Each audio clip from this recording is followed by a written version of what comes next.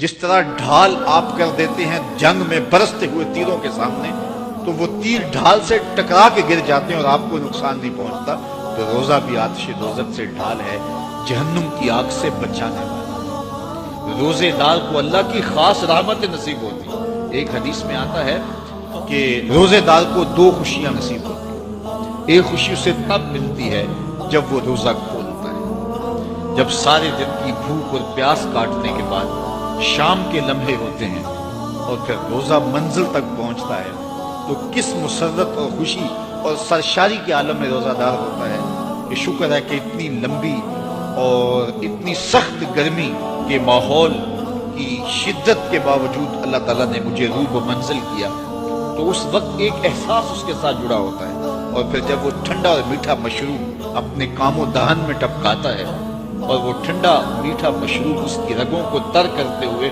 معدے کی طرف بڑھ رہا ہوتا ہے، اس کی زبان بولے نہ بولے دل اللہ کا شکر ادا کر رہا ہوتا ہے، اس کا ایک ایک عضو بدن رب کا شکرانہ ادا کر رہا ہوتا ہے۔ وہ ٹھنڈا اور میٹھا مشروب رگوں کو تر کرتا ہوا آگے بڑھتا چلا جاتا ہے، لیکن شکرانے کا وہ پیکر بن جاتا ہے۔ وہ ایک مسرت، ایک خوشی کا عالم ہوتا ہے کہ روزہ بھی نب گیا، سارے دن کی تکلیف بھی کٹ گئی اور اللہ نے مجھے افطار کے لمحوں تک پہنچایا۔ ہمارے روزے دار کو ایک خوشی تب ملتی ہے جب وہ روزہ کھولتا ہے، وَفَرْحَةٌ عِنْدَ لِقَاءِ رَبِّهِ، اور دوسری خوشی روزہ دار کو تب ملے گی جب روزے کے صلے میں اللہ اپنا دیدار عطا فرمائے۔ بنی آدم کے جتنے بھی عمل ہیں 10 سے لے کر 700 گنا تک اس کا ثواب اولاد آدم کو اس کا دیا جاتا ہے۔ جتنا گڑ ڈالو اتنا ہی میٹھا، تو بعض کو 10 گنا، بعض کو 70 گنا، بعض کو 100 گنا، بعض کو 700 گنا، تو 10 سے لے کر 700 گنا تک بندے کے اعمال کا صلہ دیا جاتا ہے۔ لیکن میرے حضور نے فرمایا لیکن روزہ جو ہے اللہ فرماتا ہے وہ میرے لیے ہے اور اس کا اجر میں خود عطا کروں۔ جب وہ خود عطا کرے گا تو کتنا عطا کرے گا؟ سخی اتنا بڑا ہو تو پھر کیا عطا کرے گا؟ بلکہ بعض نے اس کو عجزی بہی کی بجائے عجزہ پڑا ہے، بصیغہ مجہول، کہ روزہ میرے لیے ہے اور اس کی جزا میں خود ہوں۔ باقی اعمال کی جزا جنت ہے، جنت کی نعمتیں ہیں اور بہت کچھ ہے، لیکن روزے کی جزا میں خود ہوں۔ اور جس کو وہ خود مل گیا پھر جنت میں مل گئی، جنت والا جو مل گیا پھر جنت بھی مل گئی، جنت کی نعمتیں بھی مل گئی۔ تو روزہ اللہ کی خوشنودی کا ذریعہ ہے، اس کی رضا کا ذریعہ ہے۔ تو خوش نصیب لوگ روزے کی برکتیں حاصل کرتے ہیں۔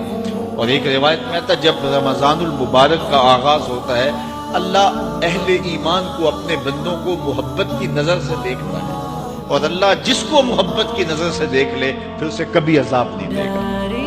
اللہ اکبر۔ تو یہ روزہ دار کے لیے اللہ کی کرم نوازیاں ہیں، اللہ کی رحمتوں کے اجالے ہیں جو اس کے اوپر برستے ہیں۔ تو میں اور آپ اس ماہ انور کو، اس ماہ نور کو اس طرح سے گزاریں کہ ہمارے اندر کے پاپ دھل جائیں، ہماری غلاظتیں گناہوں کی مٹ جائیں، ہمارا سینہ صاف ہو جائے، ہم اہل ایمان کے لیے کشادہ دل ہو جائیں، ہمیں جو ہے وہ جھوٹ سے، تکبر سے، بخل سے، ریا سے اور دیگر امور بد سے اجتناب کرنے کی عادت پڑ جائے۔